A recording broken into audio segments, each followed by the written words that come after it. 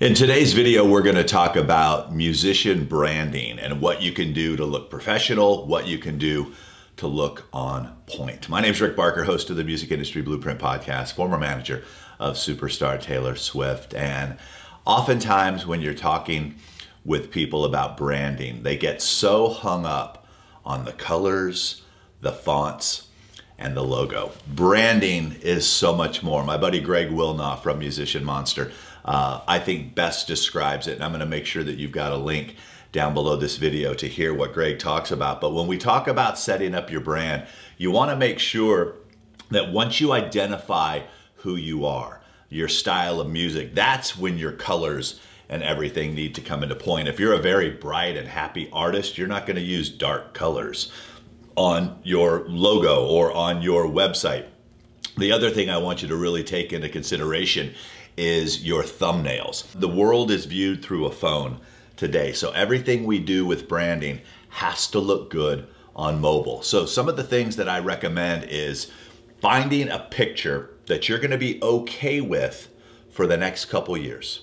I know for some of the female artists that I work with, they were like, oh my gosh, I have to keep the same hairstyle and the same for a couple years. As you're setting up branding, because it's so noisy out there, you want to make sure that people find you. I had a male client that loved to change the color of his hair. And I'm like, dude, if you're putting red hair here and blue hair here, and it's like, no, we need to stay on point. So find something that you're going to be comfortable sticking with for a couple years. The only exception when we change out things is during the promotion cycle of a song.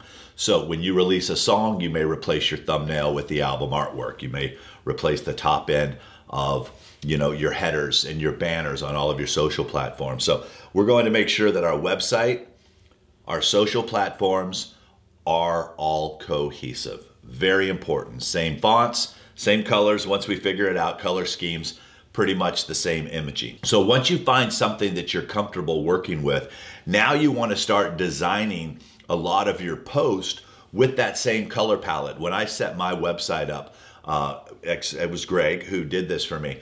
We ended up with the fonts that we would always use, the colors that we would always use. I went and had a professional photo shoot done so that everything was always on point. So when people saw it, they were able to identify that it was me. That's what's key with you as well. Whether it be a logo, whether it be a picture, whatever it is, we want to make sure that when they see it, they know that it's you.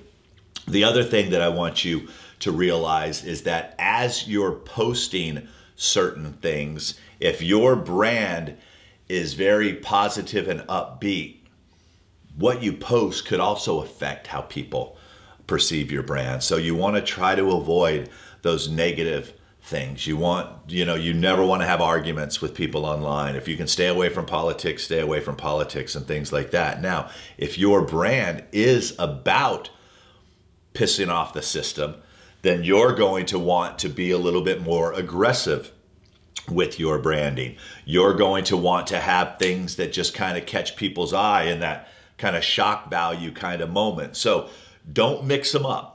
If this is who you are, this is who you are. I get a lot of questions about what if I have two kind of things. So I have one of my clients, Amy, who's a public speaker and a coach and also a musician. So how do you blend those two things when it comes across with your brand? And I'm like, well, if your music and your message complement each other, then it's okay to run both brands off of one website. If you're a motivational speaker by day and punk rock goddess by night, probably not going to utilize the same branding messaging across the same platform. So the key is that your brand is more than just your colors and your fonts. It's also your personality. It's also about your music. It's also about what you stand for. It's also about who you are as a person. Down below this video, while you're down there looking to get Greg's information, I want you to go ahead and hit the notification button too. If you'd like to be notified whenever we put these videos out, subscribe, share, it's always appreciated. Love looking at the comments if you get a chance to check out the comments.